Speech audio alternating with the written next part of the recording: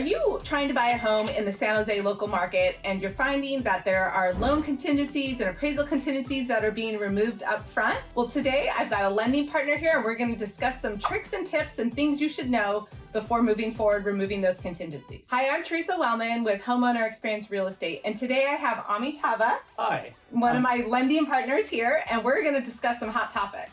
Let's talk first about appraisal contingencies and loan contingencies, because as a listing agent, from my perspective, what I'm seeing already in 2024 is multiple offers and sellers who don't want to take contingencies if they can help it, right? I actually had a seller just take an offer for $20,000 less because it was non-contingent, and the one above would not remove their loan contingency.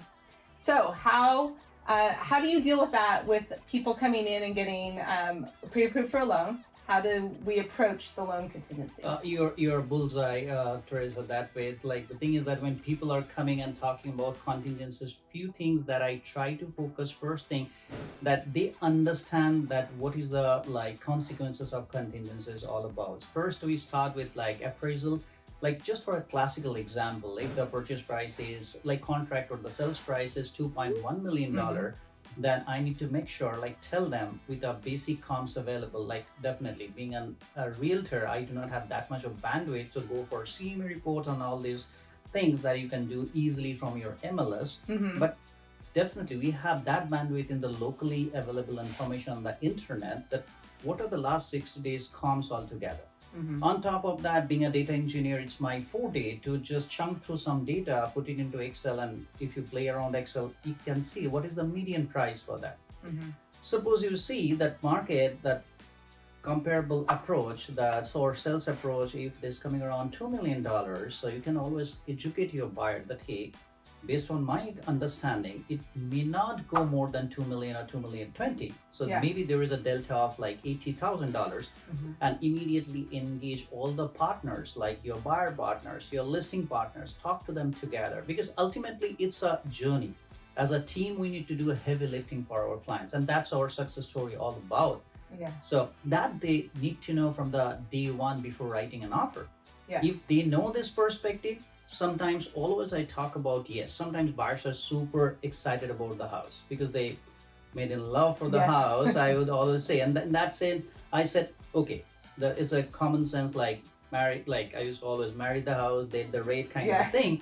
So they can do yes, they have sufficient money, they have sufficient reserves, so they don't care about the delta of 80K or 100K, but you need to educate them from the day one. Otherwise, it's a kind of shock for them. It's a buyer remorse down the line. So we need to make sure we avoid all kind of possibilities down the line. So what I'm hearing here is some key things is being prepared, doing your research, knowing what to expect in the local market that you're shopping, right? So there's a lot of things to do to put yourself in the right position so that you can remove appraisal contingency as well as loan contingency. And we are starting to see some offers. I know of a couple pending sales where I don't know how it's going to appraise, right? There's going to be a delta.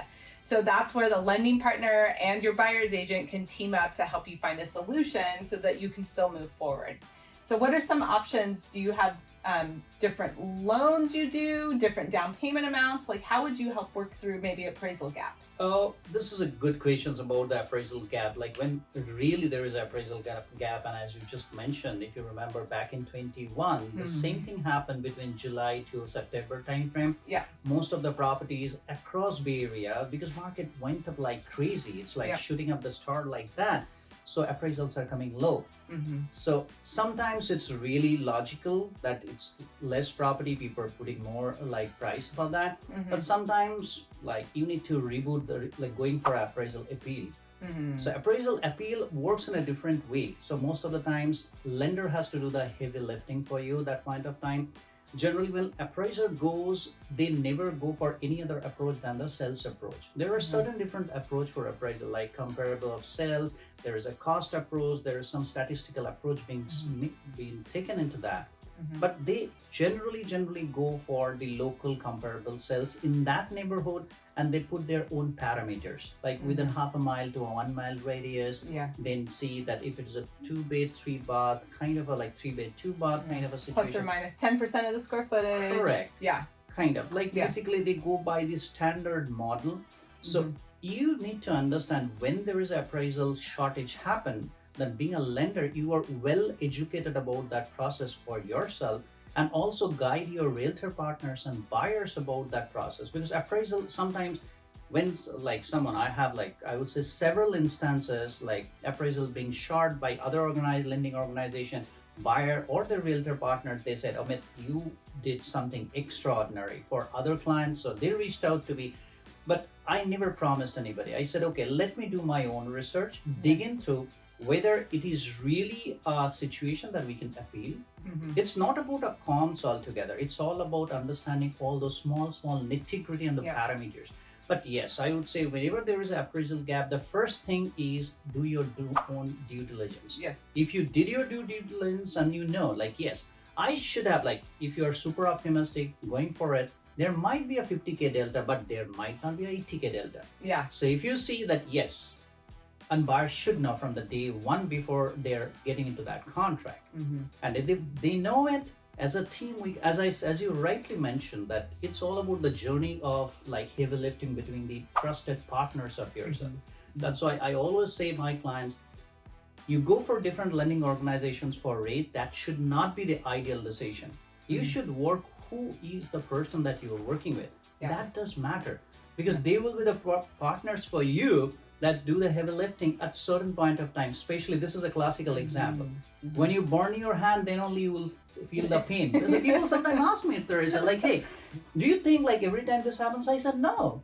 Maybe I would say 2 out of 10 it happens, and when it happens, it happens. Then you will feel the merit and the necessity of having excellent partners around you. Because now they're your well-wisher and make things happen for you. Absolutely. And I've had experiences where we've appealed appraisals and it's been successful, but to your point, we need to have knowledge, be armed with it, and have valid things to go back to the lender and really argue that. But some cases it doesn't. The appraisal appeal doesn't always work. It's just being prepared, right? Another thing that like recently happened, I would say, like purchase price was 1,750,000. Okay, that is on the seller counter offer. But by any reason that there were like multiple counters or back and forth. Unfortunately, when the appraisal came back, the contract price was written 1.6 million. 1,675 was completely missing. So it seems like the appraiser somewhere missed out through AMC, that means the appraisal vendor management company, that the extra counters. $75,000 counters or seller counters is missed out. Okay. When we appealed it, so they just changed the purchase contract price, but not the appraisal value. Then we need to go back with some comms. See, every time what it happens, like most of the buyers and people know, like whenever these changes are happening, small changes, your buyer will get a notification automatically. That creates the can of worms, basically. It's difficult because they are paranoid. Hey, what is happening? Should I bring another 75,000? Then you need to make your nerve calm. Tell them no. There's a way to do this thing. So this all comes with your experience, and as a team, as I said, like this all you need to be very careful about, that you need to make sure that you are doing things correctly, contacting proper peoples. Yes, and knowing the process ahead of time so you can work through it in the proper order and get it done the way you want it to be done. 100%. Yes. So working with experienced lenders, working with experienced buyers agents, working with the team together is really critical in the process if you want to compete in this busy San Jose competitive market, or Bay Area market, really, right? Everywhere. Now, how would you help people understand removing the loan contingency? That's maybe a little bit less concerning for some, but just let's touch on that a little bit. Maybe a first-time home buyer doesn't really realize what should be done ahead of time to help with that. And there are multiple steps, right? Pre-approval, pre-qualification even, which is before that, and then underwritten. And we've even talked about some situations where underwritten, let's highlight that, where underwritten is not necessarily a guarantee. There's certain things that a buyer needs to be aware of. So what are some things that you've run into before? I would say there's lots of like experience or memories around that. Like generally in the Bay Area market, you always see people are saying like make it fully underwritten, and it's a buzz from 2019 onwards. Yeah. Believe me, before that, Yeah. I would say when I talk to some veterans in this industry back in 2010, it was almost not there, right? People are like writing a just pre-approval, pre-qual. That's more than enough. Yeah. They have some money. So though I'm talking about later part of 2010, like even 13, 14, nothing that seriously is I there. think 16, 17, and 18 is when it started to happen. Picking up. Picking up a lot. But I would say like what I personally believe when you first doing your consultation with your client, being with your all experience and judgment, like for a first time home buyer, just renting out, if they have a steady W2 income, so it's pretty standard. Like I would always make my first consultation in such a way that I can understand their affordability, and I do an affordability analysis and do my own calculation and see whether they are perfectly positioned out there.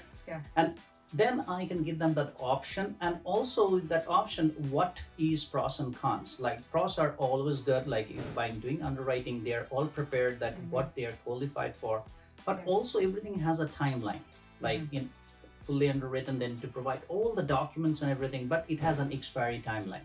Every 2 months down the line, they need to provide documents just to make sure they're updating their documents. So you need to understand like whether buyer, which stage of the purchase process they're in. They have just started, so do not bombard them. That's my personal opinion with underwriting and things, because they're overwhelmed that way. Handhold them. I believe we are here as a mentoring partner for them when it comes to a financing for first-time home buyer. But when it is a seasoned home buyer, having a home, they're like uplifting themselves from a standard home to a luxury home or maybe a second home that way. Yes, it is important because that point of time, they know the nuances, nitty-gritty. Let them more educate about their finances.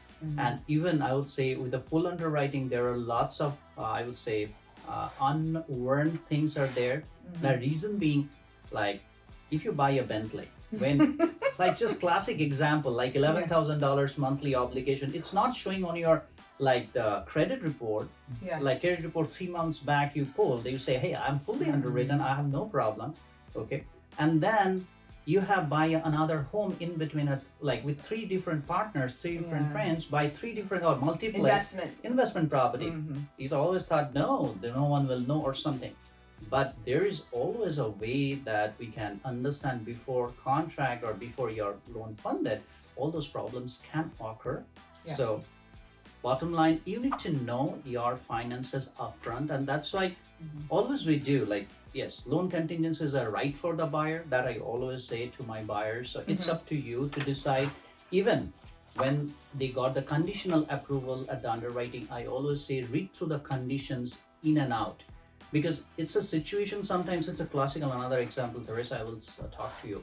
Some tech-savvy buyers, they have tons of like RSUs, like especially vested stocks are there. And we have also seen this example back in 2022, like the stock market kind of crashes. So some company stocks, like which is sitting on like, I would say for a rough example, $43 went down to $13. I'm not quoting any name. So in a matter of 2 days, I have seen their portfolio gone down from 1.9 million to 1.25 million. And this is a real thing I have seen. So they're just 7 days away from their closing, and they are not meeting their portfolio because they are waiting to release their stocks. So again, if you are depending a down payment, cash to close from your stock portfolio, make sure you have a backup plan as well if you're not liquidating it. Or you liquidate it as soon as you're in contract, and just be prepared, because I've had a client, that same thing happened, and then it was almost lost because they lost so much stock value. It's a huge thing. Then you need to find out all the alternative resources. Maybe you have another home, take out a HELOC. There's a lot of things going around. And if you commit, because I always tell all my partners, my realtors, do not overpromise, underdeliver. Sometimes I have seen people are coming and telling me, hey, Amit, can you do it like 15 days close? Believe me, we can do, but it will create a pressure to every partners around. So try to understand. Theresa, you and me can do a lot of things, but you cannot deliver an appraisal. It is not in your capacity. No. You need to wait for the mercy of the process altogether. Yep. Just I'm giving you an example, like purchase price got changed or something happened. This entire process correction takes 6 days. Yeah. Back and forth, because it's not like, hey Theresa, this happened, can you do it? No, lending organization or the process doesn't work like that way. You need to go to a AMC. AMC will reach out to the appraiser. So there is always a process. Yeah. Perfect. Well, so just to tie it up, I think you understand that loan contingency, appraisal contingency, you need to work with valuable partners. You need to understand your finances and your risk going in so that you can make a positive solution and a great experience throughout the entire process. So thanks for joining us today. Thank you.